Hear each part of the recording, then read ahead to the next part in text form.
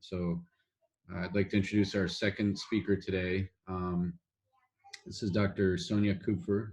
She's an associate professor of medicine and the director of the Gastrointestinal Cancer Risk and Prevention Clinic. And she's going to talk today about cancer screening and prevention. So without further ado, I'll turn it over to Dr. Kupfer. Thank you.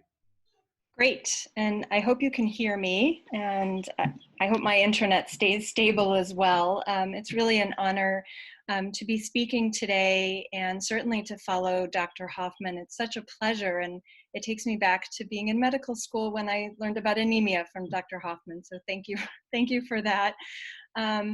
And so this is a great segue to talking about cancer screening and prevention, and I thought I'd frame it a little bit chronologically by where this all came from, where we are now, and kind of what the future holds.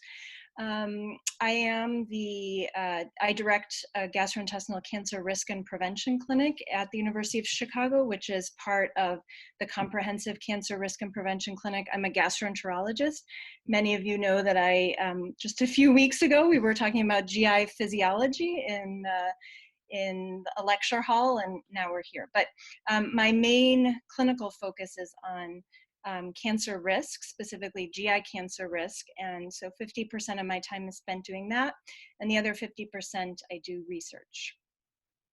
So when we think about a screening test, we often think, well, intuitively that seems like, a great idea. Let's find cancer early before it has a chance to spread distantly or cause any kind of morbidity.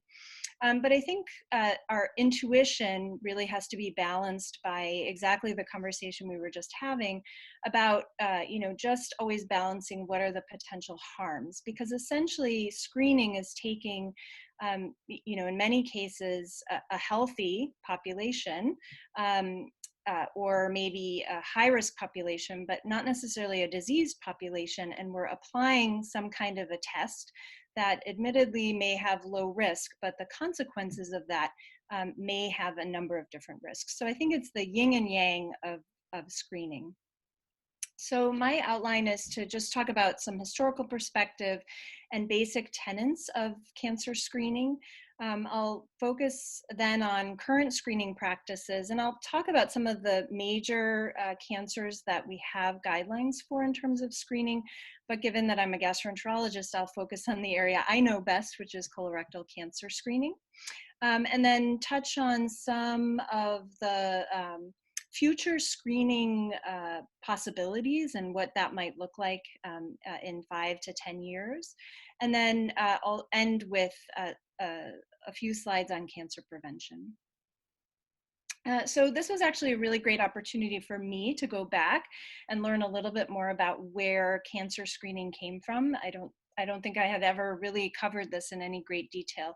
But essentially, this physician, Horace Dobell, in 1861 wrote this treatise that was about germs and vestiges of disease, but also on prevention of invasion and fatality of diseases. And so basically the idea here was that if we did routine history, physical exam, and certain laboratory tests, perhaps we could detect disease in the earliest evasive periods of the defect in the physiological state.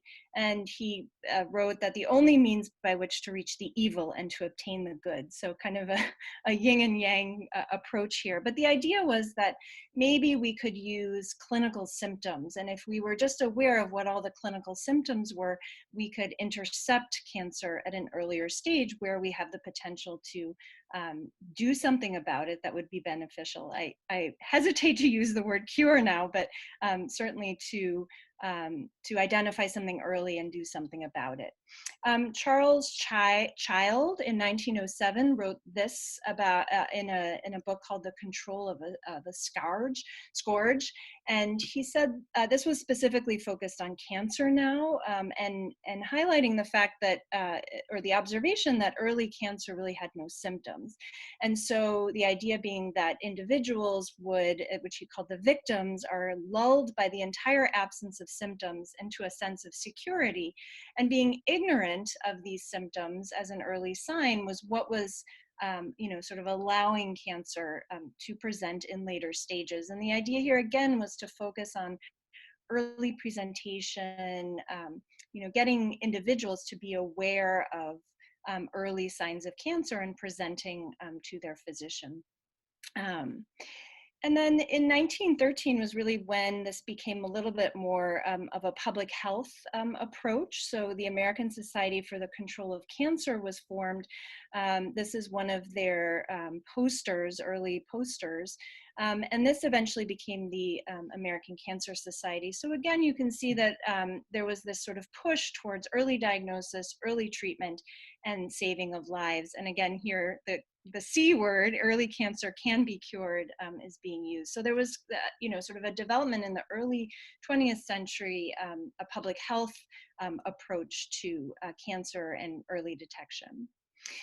So if we think about what are the basic tenets of, in this case, cancer screening, but really of any kind of disease screening. So what do you want to achieve? So you want to find cancer early. You want to reduce the chance that someone who is screened regularly will die from the cancer. And then you also want to make sure that you have more potential benefit than harm. So I think thinking in terms of these tenets is important. And again, there is this sort of idea that our intuition is that screening overall is a really good thing. But someone, I think in one of the papers that I provided for you says, you really should think of this maybe more like a pilot flying a plane, and that sometimes you have to rely on your instruments. You have to rely on your evidence to support the kinds of things that you're doing, rather than just saying, hey, this seems like a good idea. So my goal now is to sort of present to you, some of the evidence and how we interpret this evidence. So how do we design screening studies, and what should be our endpoints? So really, as with many things in medicine, the highest level of evidence comes from randomized controlled trials. So really, all of the best screening studies have been randomized controlled trials. Now there's always potential for certain biases even within randomized controlled trials, but the other forms of, or the other study designs that have been used are case control studies and observational studies. And these second two study designs are certainly much more open to certain biases, and we're going to just cover some of those biases in a few slides. What should be our endpoints? Well, if we go back to our basic tenets, one of the things was that we want to reduce cancer death, or death from cancer. So really the best endpoint would be a decrease in all-cause mortality. In many cases, the specific endpoint is in a cancer-specific mortality reduction. But you could also argue that perhaps screening that reduces an important morbidity is also valid. The other thing you'll find, and this is certainly the case for colorectal cancer, is that if you have a good understanding of the carcinogenesis pathway and you have some precursor type of lesion that you think is a valid target for screening, then perhaps reduction in the incidence of that precursor lesion is a valuable or valued endpoint as well. So what about biases in screening studies? So this, as I mentioned, is mostly related to case control studies and observational studies. And I'll just very briefly, hopefully you have heard about some of these concepts before regarding lead time, length time, and selection bias. And I'll just frame it within the context of cancer screening. So what about lead time bias? So if you take these two situations, so basically you have the model on the top here where there's no screening that's been implemented, and the bottom rectangle here where there is screening. So in both cases, cancer starts at a certain point, and without screening, you would have the diagnosis based on symptoms around the age of 67, and then death occurring at age 70. So here, if you used, for example, an endpoint of 5-year survival, that would be 0%. However, in the case of lead time bias, if you had screening and you diagnosed the cancer at age 60, again, it started at the same point, and the patient died at the same point. Here, if you used 5-year survival, it would look like this is a great screening test because you had a 5-year survival of 100%. However, the outcome really has not changed here. So death still occurred at the age of 70. It's just that you diagnosed the cancer at an earlier age. What about length time bias? This is also considered sort of the reason for, or is another term for overdiagnosis. So here again, if you look at the top, this would be a case where there was no screening. You had 1,000 people who had progressive cancer. 5 years later, 400 are alive, 600 are dead. So you would calculate a 5-year survival of 40%. Whereas if you had screening, and here you included 2,000 people who had non-progressive cancer or some of those more indolent cancers, as well as 1,000 people with progressive cancer, again, the same scenario as here, except that you're now including this group of indolent cancer patients. Here, the 5-year survival looks really good at 80%, but that's all because of the 2,000 people whose cancer would never have progressed, and you still have those who had progressive cancer having the same percentage that are alive and dead at the 5-year mark. So this is a concept of overdiagnosis. This is another way to look at it. So if you look here on the x-axis, this is the screenings that you're doing, and on the y-axis, tumor progression. And so if you have a very slow growing tumor shown here in blue, you can see that there's sort of this screening detection window. And here with a slow growing tumor, you have multiple opportunities to detect that cancer. But in the end, if you look at the end point here, there would never be death from cancer. The death would occur from a different cause, but you've basically detected the cancer. Whereas if you have a more aggressive tumor here, that is kind of the concept of an interval cancer, or would happen between screenings. And here you would not even have an opportunity to identify it early enough to really make a difference. And then finally, selection bias. So in general, there's been a concern that perhaps healthier people in general enroll in screening studies, and so that may bias the overall results to better outcomes. So here the concept is just how generalizable is the population in whom a screening modality was studied. And then the other concept, just when you're evaluating specific screening tests, and I'm not going to go over this because hopefully this has already come up in some of your other lectures, is the idea of sensitivity and specificity of a test. So we definitely apply those to screening tests. And of course, those are the positive and negative predictive value of a particular screening test is always dependent on the prevalence of disease in the population you're looking at. So, in many cases here, we're talking about average risk individuals. And so any screening test, that you're going to apply to the general population has to consider the prevalence in the general population. And then a very important concept, and this is what I think we were talking about in the question and answer session, is what are the potential harms of screening? So this is the yin and yang of screening, is this idea of, well, maybe overdiagnosis, we're just identifying cancers that really would not sort of kill the patient, and potentially we're applying treatments that have morbidity associated with them. There's also the concept of false positives. So I think Dr. Hoffman gave the example of a mammography finding that might lead to unnecessary invasive procedures. Healthcare utilization, of course, in many cases when we're talking about cancer screening, we're talking about population health. So what's best for the population as a whole, and certainly cost and cost effectiveness is a consideration. And then the psychological impact of screening, and for example, false positives. So how would that psychologically impact someone who is otherwise healthy, who now has potentially been told that they're at risk for cancer, or they have cancer, and then turns out they don't.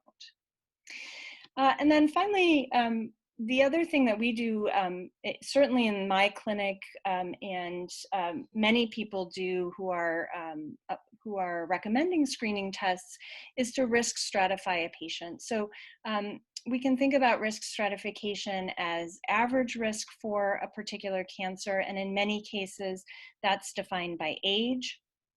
And then we can talk about those who are at high risk. So the patients that I deal with in clinic have, in many cases, inherited or genetic syndromes that are increasing their risk of developing colon cancer, for example, up to a lifetime risk of 50% when the general population risk is about 5% lifetime. So this is important because, again, the prevalence or the risk of the disease in an individual may change how the application of a certain screening test is done, but also what the best screening modality would be. All right, so let's now talk about current screening practices. And as I mentioned, I'm going to be focusing on colorectal cancer, but I'll certainly mention cervical cancer, breast, and prostate cancer here, given that these are ones for whom these are cancers that we do screen for in the general population. And I thought I put this in here. You can take a look at it on your own time in terms of all the fine details, but I liked this from the AACR because the problem is often that every professional organization comes up with their own screening recommendations. And so there is some level of interpretation for many of the studies that we have in the data regarding screening. And this nicely summarized where all of these different guidelines, the most common guidelines, where there is consensus for screening. And so I'm just going to highlight some of these to set the stage for our discussion of some of the individual cancers. So cervical cancer, the current recommendations for which there is consensus is that those under 21 should not be considered for screening. 21 to 29 age group should have pap smears every 3 years. And then women who are 30 to 65 can have a pap every 3 years or a pap plus HPV testing every 5 years. And then over the age of 65, the recommendation is not to continue screening unless there are specific situations. For breast cancer, the consensus right now is that women 50 to 74 should consider a screening mammogram. And there is not consensus exactly on the interval, but it goes anywhere from every year to every other year. And by the way, these are recommendations primarily for US-based guidelines. And so you'll find that throughout the world, there are differences in screening recommendations. And then prostate cancer, this is where Dr. Hoffman was sort of alluding to this, that men who are 55 to 69, the current recommendation is that they should talk to their doctor about prostate-specific antigen testing because of the balance between benefit and harm. And I'll come to that in a little bit. The other cancer that I'm not going to talk about in this lecture just because of time is lung cancer, but you can read here about who should be considered for low-dose CT scanning for lung cancer screening. And then finally, colorectal cancer, and I'll talk in more detail about this, but the age range is 50 to 75, should consider screening, and the way to screen should be discussed with the doctor, and I'll get into the details for that. So what about cervical cancer screening? So this Dr. Papanikolaou was a Greek physician who emigrated to the US and worked primarily in New York as a pathologist, and really is considered the father of cervical cancer screening, although as with most discoveries, there were a number of different people who were involved with that. But essentially, he was one of the first to consider looking at cervical cells to identify early stages or pre-cancerous stages and cancerous cells of the cervix. And so what is the evidence to support cervical cancer screening? So there were 2 randomized controlled trials in the late 90s that were performed in India. And you can see both of them had large numbers of women. So one had over 130,000 women, one had over 75,000 women. And they had different study designs. They were randomized to different arms of screening. So the first study shown here randomized to HPV testing versus cytology versus visual inspection with acetic acid versus usual care. And you can see really marked reductions, in this case in cervical cancer mortality. So again, we're not just talking about identifying or incidence of cancer. This is actually dying from cervical cancer. So that first study showed a 48% reduction with HPV testing, and the second study showed a 31% reduction in cervical cancer mortality with the visual inspection with acetic acid. So this was really the basis, or is the basis, for pap smear and HPV testing now in the United States. And as we'll talk about in terms of prevention, this field is also now moving towards actually prevention of cervical cancer through vaccination. Breast cancer screening. So I had the opportunity to read all about the origins of breast cancer screening, and it's really a fascinating history. But I think most people believe that Robert Egan, who was working basically on radiation and was a radiologist, really was a pioneer in mammogram and mammographic screening, and in part because of innovations in the amount of radiation and image quality. And so this is an image or a photograph here of Dr. Egan, and then back in the day, so this was in the 40s, they were basically developing the mammogram images themselves, and this is showing one of the technicians doing just that. So there have been a lot of randomized controlled trials, so 9 of them looking at mammography, and you can see large numbers of women, over 660,000.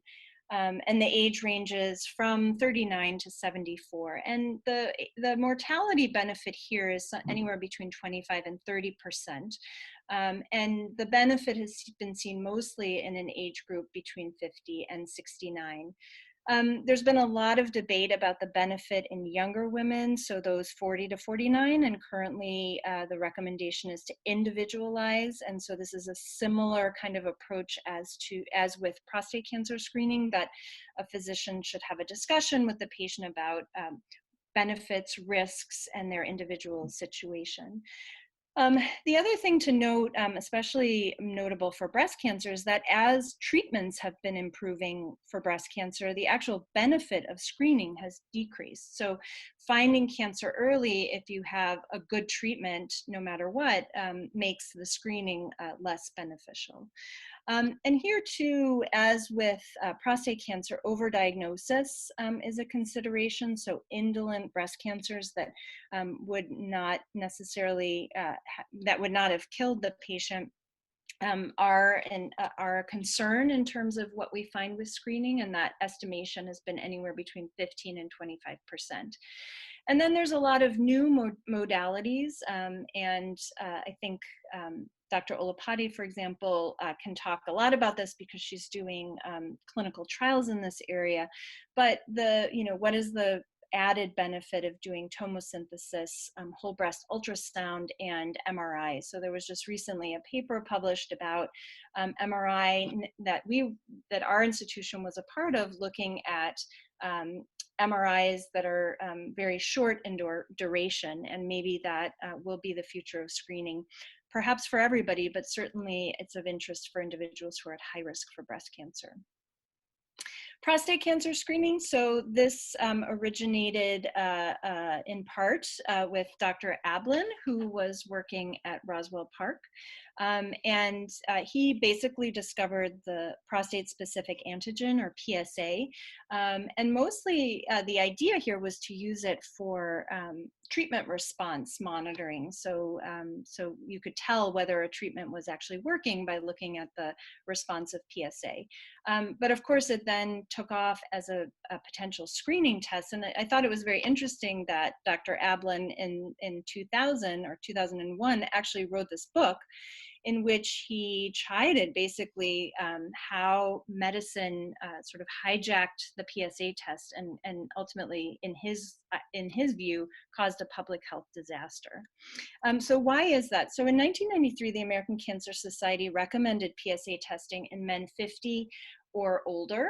And actually at the time, there was no randomized controlled trial data on a mortality benefit. So this was kind of, again, intuition and the feeling that screening must be good, I think outweighed the data. So this was a somewhat premature recommendation. Then when there finally were randomized controlled trials, and there were two large ones that were done in the US and Europe, these sort of suggested that perhaps there isn't actually a mortality benefit. So the PLCO trial, which included 70,000 men over the age of 50, randomized them to annual PSA. And you can see that there was an increased incidence of prostate cancer, but no mortality benefit was found in this study. Now, there were a lot of problems because the public health PR was that everybody needed to get a PSA. So there was a lot of switching even within the trial into getting PSAs. So there was some, there were some problems with the study itself. And then in Europe, this was a much larger study, also looking at men 50 to 74, and they similarly found increased incidence of prostate cancer with screening. They also used PSA. But there was, and they found a decrease in prostate cancer specific mortality of 21%. But it was notable that there were a lot of differences based on what country you were in Europe. And so, and the inclusion criteria for some of the individuals in the study and whether they truly were representative of a general population. So the data itself was kind of muddied and possibly in part because of kind of this public health push before there was actually data to support it. So currently, and this is from the US Preventative Services Task Force, which I'm sure many of you have heard about, but they weigh the evidence very conservatively in terms of screening and many other things, but importantly also cancer screening. And the US Preventative Services Task Force really puts this into the shared decision-making category. So it received a level C recommendation. So men who are 55 to 69 should individualize this decision after discussing with their doctor. Given the small potential mortality benefit, but also the harms, which can include false positives, overdiagnosis, overtreatment, and treatment complications. And so they recommend considering, again, more risk stratification, so people who would be at higher risk based on family history. African Americans tend to have more aggressive disease. What are patients' comorbidities? Would they benefit from the screening? And then also, what's a patient's value here? So what is their feeling about screening and this balance of benefit and harm? All right, and then something that I think about all the time, which is colorectal cancer screening. So I just wanted to give a little bit of a historical perspective here. So in 1927, two physicians, Lockhart, Mummery, and Dukes, described for the first time a precancerous polyp, this idea that there is a precursor lesion to invasive colorectal cancer. And you may, if you know anything about colorectal cancer, there's a staging system that is named after Dr. Dukes. In 1948, Dr. Gilbertson, who was at the University of Minnesota, actually started performing rigid sigmoidoscopes, sigmoidoscopy on over 21,000 individuals at the University of Minnesota. And so this was really an early colon cancer screening, and actually found benefit in that study. It wasn't a randomized controlled trial. In 1967, Dr. Grieger published in JAMA on the use of fecal occult blood tests. This is a guaiac test for screening, and again, not a randomized controlled trial, but early evidence to suggest that we could at least detect cancer of the colon, of the large intestine, early, based on the fact that there may be microscopic bleeding that we can detect using a stool card. In the 70s, the endoscopic technology really improved markedly. And so we had more flexible endoscopy, which allowed us to do flexible sigmoidoscopy instead of rigid, which is, as you can imagine, potentially a very painful procedure, uncomfortable for the patient. But with flexible scope, that sigmoidoscopy could be performed more readily and easily. And then finally, we could actually look at the entire large intestine. Some people have argued that a flexible sigmoidoscopy is like doing a mammogram on one breast because you're really only seeing half of the organ.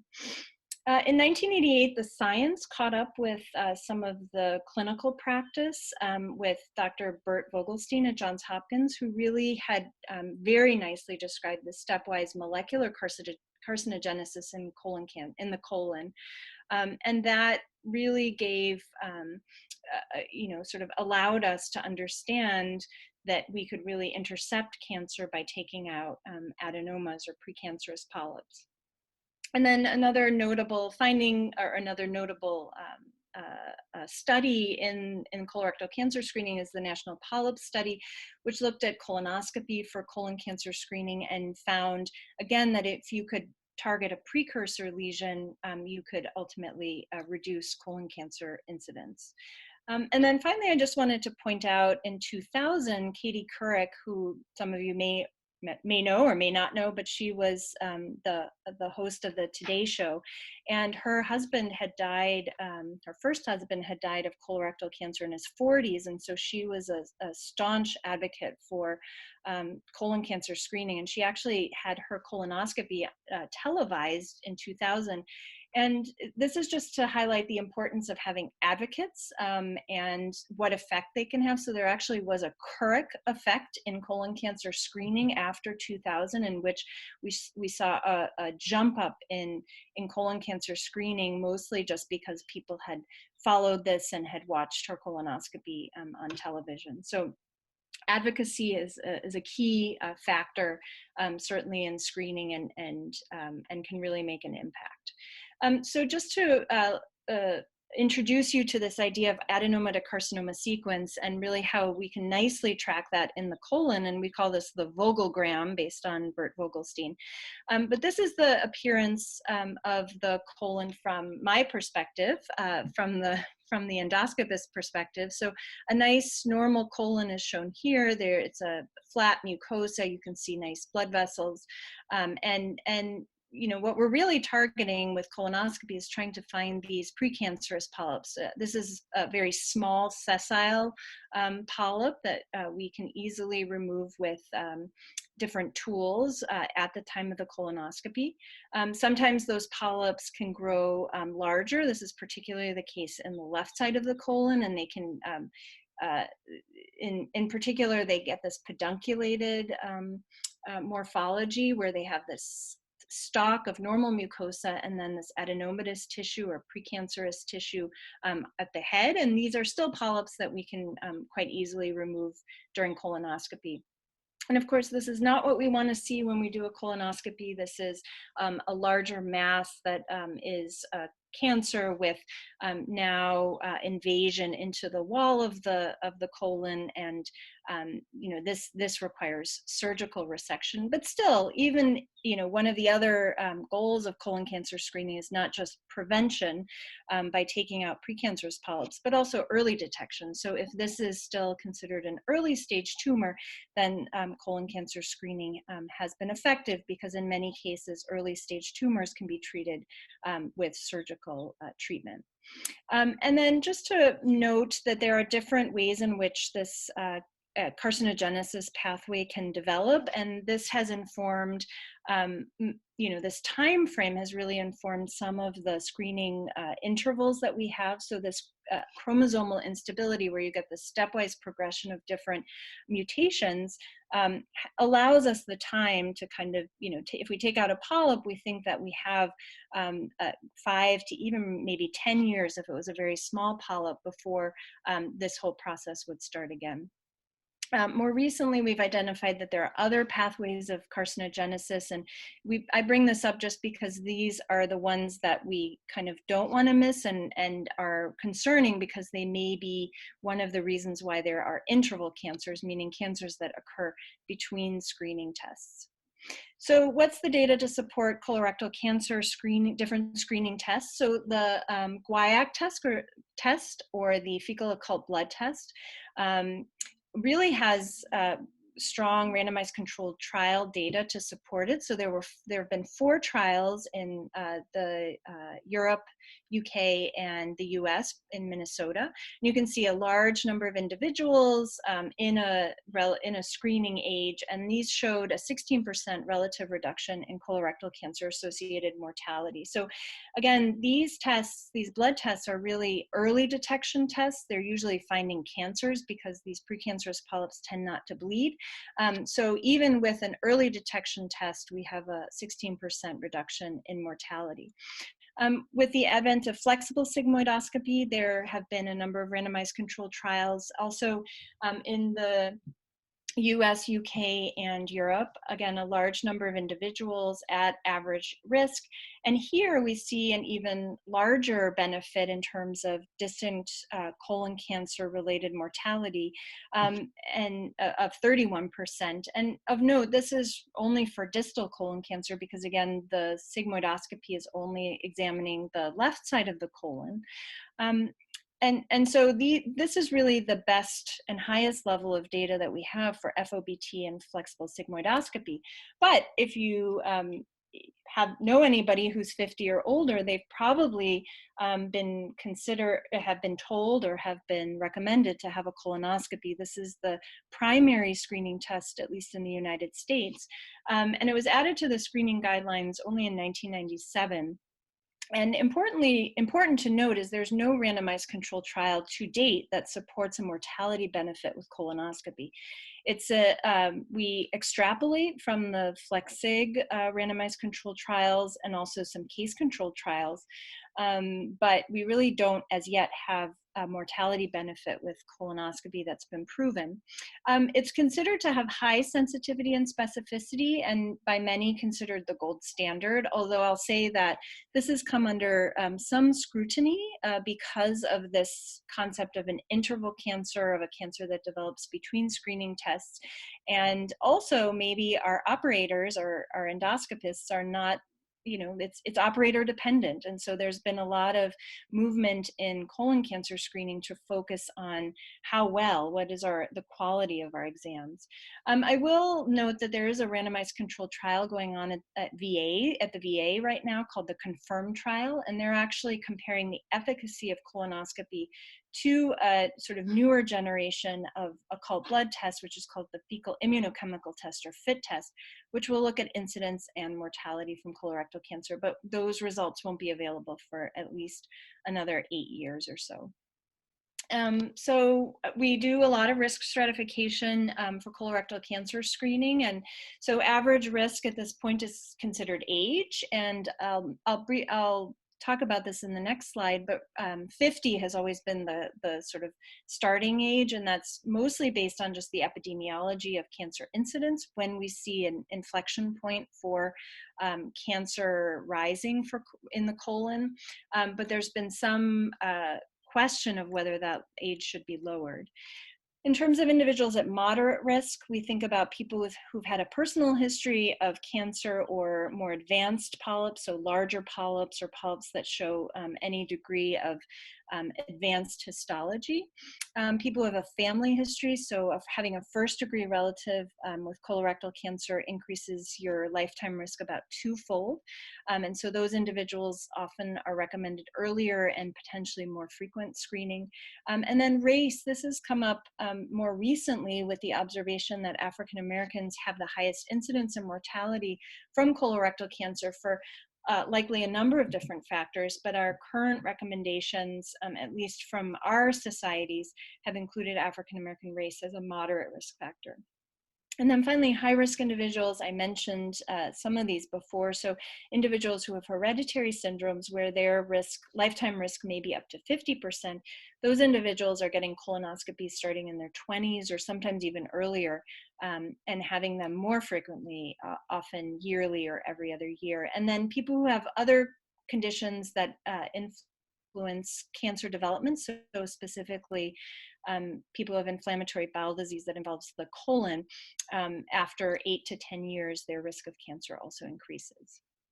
So what are our current colorectal cancer screening recommendations? And the ones I'm presenting here are the ones that I also gave you to read about, just to give you some sense of how screening guidelines are developed. This is called the Multi-Society Task Force, and it involves a number of professional organizations. But some of these differ from what the US Preventative Services Task Force has said, which is basically that people 50 to 74 should be considered for screening. But the Multi-Society Task Force agrees with the Preventative Services Task Force that screening should start at age 45. In 2018, the American Cancer Society actually came out with a conditional recommendation to consider average risk screening starting at 45, in recognition of increasing incidence of colon and specifically rectal cancer in people under the age of 50. But no organization except for the American Cancer Society has followed suit. And so we're kind of, some people are screening starting at 45, others are waiting until 50. I mentioned African Americans. This was a change in our guidelines in 2017 to consider starting screening at age 45. And then I mentioned those who have a first-degree relative of colorectal cancer and advanced adenoma can start at age 50. And those who have a hereditary syndrome, as I mentioned, we may be starting them even in their 20s or even earlier. So currently, the way that we think about screening modalities for colorectal cancer is a tiered approach. And this was something that our societies put together in 2017 because they recognized that just giving patients a menu of options and not really giving them any guidance as to which test may be better or worse was not very helpful. So our tier 1 tests right now are colonoscopy, and then this newer generation of fecal occult blood test called fecal immunochemical test, or FIT test. And so the ideas here are that a colonoscopy is the best all-in-one test because you can see the colon, you can remove any precancerous polyps, and you can also detect cancer early. The FIT test is considered a very good early detection test, but it is not as good in terms of sensitivity and specificity for those precancerous polyps. So it's something to just talk to patients about when they're considering different types of screening tests is, do you want something that potentially could prevent a cancer from ever developing versus finding cancer early. Second tier tests include flexible sigmoidoscopy. There's also a CT version of a virtual colonoscopy called a CT colonography. And actually one of our radiologists here, Dr. Abe Dockman, is one of the pioneers of reading these CT colonography examinations. And they're actually quite helpful, not always as a primary screening modality, but certainly for people who we can't complete the colonoscopy or they have other comorbidities that would not allow them to get sedation, which is something we give for a colonoscopy. A CT colonography is a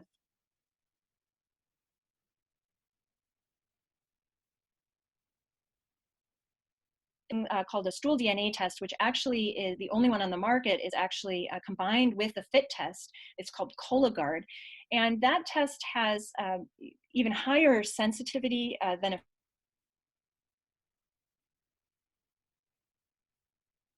lower specificity. So the problem with this test is we're getting a lot of false positives and doing a lot of colonoscopies that don't yield anything. And then finally, there's a capsule colonoscopy. So this is a capsule with a little camera in it that a patient would swallow, and it would take pictures and recreate the colon lumen so that an operator could look at it and then determine whether there is a polyp. This is not widely available, but the early studies are quite promising. And then the real, what we would love to have is like a PSA test for colon cancer.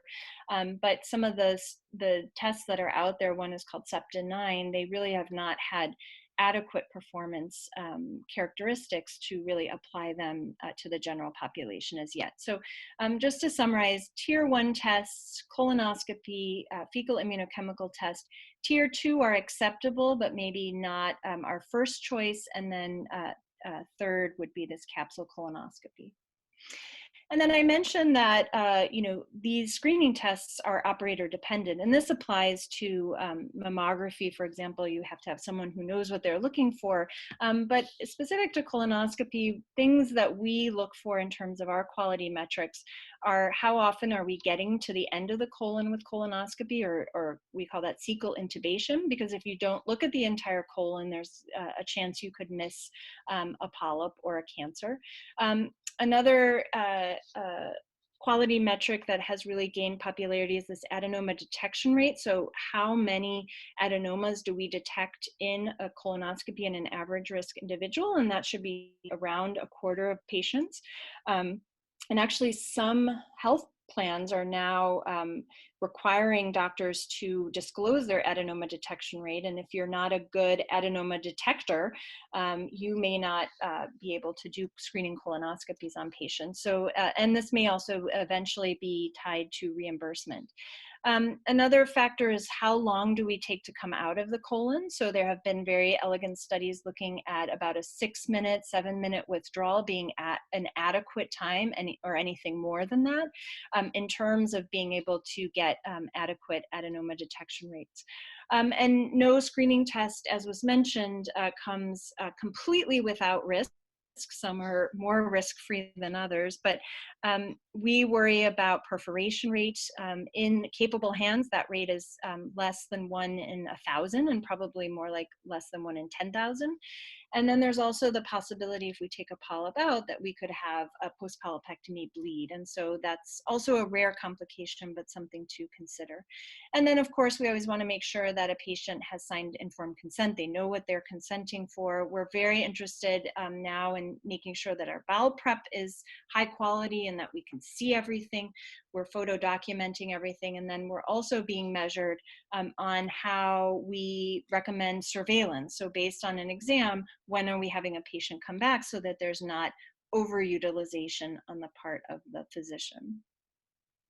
And then what does the future hold? So I think I'm hopefully staying on time here.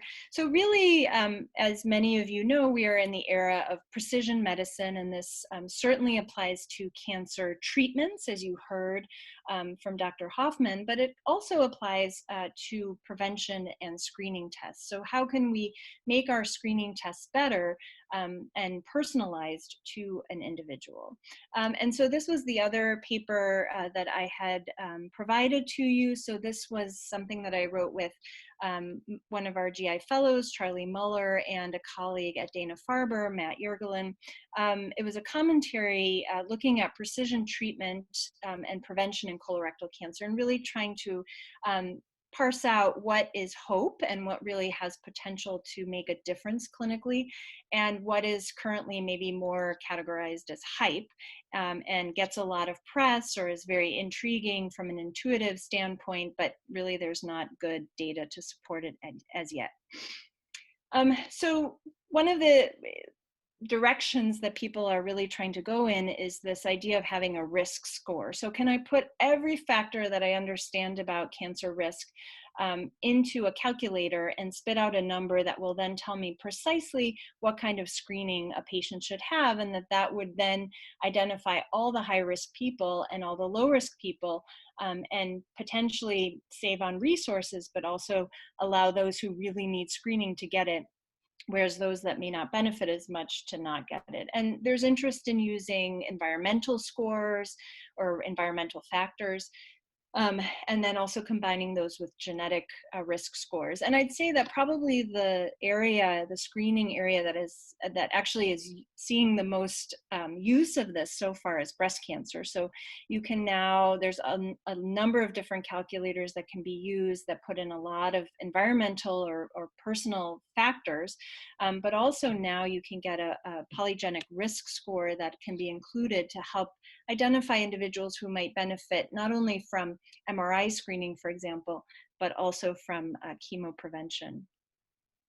So this was a nice thought exercise that some of my colleagues recently published. So this is just how you could consider applying a risk score. So let's say you have a whole population with some individuals who are at very low risk of a cancer and those who are at very high risk of a cancer. So in the case of colorectal cancer, that would be a lifetime rate of about 7%. If you did no screening, and you definitely see a predominance of those cancers in those at very high risk. So if you had a perfect risk stratification test and you could do tailored screening, you could envision having a reduction in colorectal cancer that's over 80%. So this would be a perfect scenario where none of the people who are at very low risk are maybe necessarily even getting screened or they're getting low levels of screening or infrequent screening, and that you would really identify and reduce the amount of cancer in each proportional to their risk. But of course, if you consider a scenario where you have risk stratification in which you're misclassifying people, so not a perfect strategy, and you're applying tailored screening, you could still derive benefit. But of course, then you would have individuals, for example, who are who are predicted to be in a low risk category, but actually they are high risk. And then of course, individuals who are misclassified and would develop cancer. So, I think this is, again, as you're applying these kinds of things, you need to have evidence to support what you're doing before applying it to the general population. Liquid biopsy is another direction in which people are looking for screening. So this is, for example, here in the case of colorectal cancer, you're actually, through a blood test, able to identify either tumor cells, tumor DNA. In this case, this review was talking about these microRNAs that are embedded within exosomes. And so the idea would be that, can we detect cancer cells that are circulating as a potential screening test? And it holds a lot of promise, although of course part of the idea here is that there is a cancer that's already somehow gotten into the systemic circulation. So whether or not this is beneficial for early tumors remains to be seen. And some of the early studies here, so this is a publication that was in Science in 2018 of this test called CancerSEEK that was at Johns Hopkins. And you can see that this is a circulating tumor modality. And you can see that while cancer was detected using this test, that the detection rate of stage 1 tumors was not at the same level as it was for more intermediate stage tumors. And then you can see there were differences in terms of the proportion of cancers that were detected by the organ of origin. So, for example, this was very good at detecting ovarian and liver cancer and much less good for detecting breast cancer. So I think there's still, we need more work in this area. This was another study that was so far has only been published as an abstract, but this was looking at circulating tumor cells for colorectal cancer neoplasia. So this included cancers, but also precancerous lesions. And you can see here that while the sensitivity was low, the specificity was high. So, what role this is going to have in screening remains to be seen, but certainly some promise for a less invasive or, if you think of blood draw as invasive or non-invasive for many people, screening test. In terms of colonoscopy, we have a lot of innovation in terms of the technology. So we have artificial intelligence applications through computer-aided detection and also computer-aided diagnosis. And I think this also applies, for example, to breast cancer screening. So we're involved in a study at the University of Chicago using this artificial intelligence. This is kind of showing what that looks like. So during a colonoscopy, if the computer identifies something, in this case, this small polyp here, they might either highlight it on the screen or put a little box around it. And previous studies have shown high sensitivity and a range of specificity. And as I mentioned, we're doing this at the University of Chicago. So this was before the pandemic occurred. I did my first patient with this. This is the computer screen here that's basically hooked up into the colonoscopy equipment. And this was the first patient that I did, and the computer just puts this circle around, or actually it was a square. I put the circle around here because I couldn't get the image from the actual AI computer. And so you can see, maybe that there's a polyp here, and I removed that. And interestingly, this was a false positive for the computer because this turned out to be an inflammatory polyp. So, you know, how artificial intelligence will change our practice of screening, I think also remains to be seen. And then something that's very important for me, and certainly where we practice, is you know, making screening equitable, because, you know, if you have a screening test, and certainly as we move into the era of personalized medicine, more and more personalized ways of identifying cancer early, we want to make sure we don't leave anyone behind. So this is data from the American Cancer Society looking at colon cancer screening rates by race and insurance status. So you can see that among different racial and ethnic groups, among people who are uninsured, screening rates are incredibly low. So for Asian Americans, for example, it couldn't even be calculated. You can see what impact insurance itself makes. So we boost our screening rates here, but certainly we're not up to anywhere near what would be ideal, which would be 100%, but even something more like 80%, which is on par with what the screening rates, for example, for Pap smears are. And so there are a number of ways in which this can be done. This was a very nice recent publication by one of my colleagues at University of San Diego, looking at approaches where you reach patients that are coming to a clinic, even outreach programs where you're sending fecal occult blood tests to patients and having them complete them, and then a combination. And it seems like outreach, so just sending a screening test, in this case a stool test, to eligible screening individuals, can boost your rates of screening very dramatically. And this was in a vulnerable population who were got most of their care through federally qualified health centers. And then finally, in the last minute or so, cancer prevention. So we know a lot about risk factors. So there are dietary factors, exposures, tobacco, of course, but alcohol, chemicals, sun, infection, and especially things that are occurring in early life. Comorbid conditions, specifically obesity, vaccination, and then chemoprevention. So I think this is an area that is ripe for more research. Unfortunately, it doesn't always get the attention it deserves, because changing people's habits can be one of the hardest things to do. And I think all of medicine is faced with this challenge. And I just liked this this way of depicting all the different cancer risk factors and their relative contribution to cancer incidence. So you can kind of see how tobacco use and obesity really have a large impact, and then with smaller amounts related to, for example, sun exposure. And this is likely because this affects mostly the skin and melanoma risk, for example. So just to finish off, since this is about getting you guys excited about research opportunities, I think the whole spectrum in terms of screening and prevention is wide open. So we have to know more about the basic science of carcinogenesis.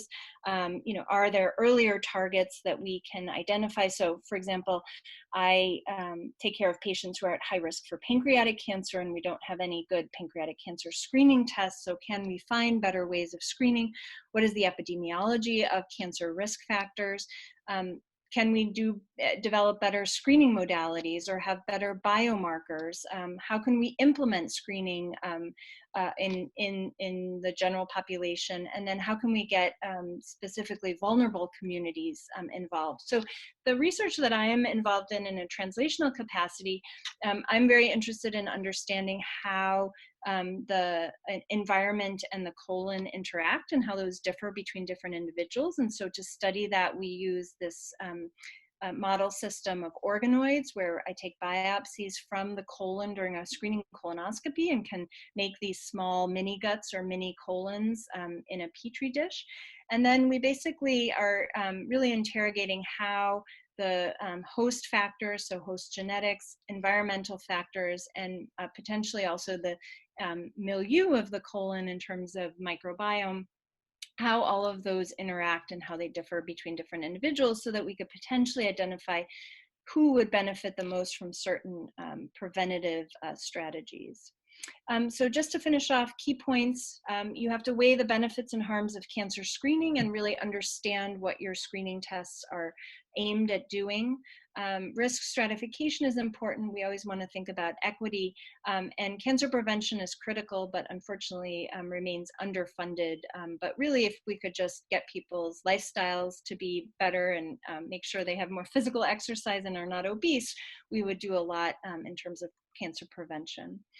So with that, I am done. Thank you so much, and I'm happy to take any questions.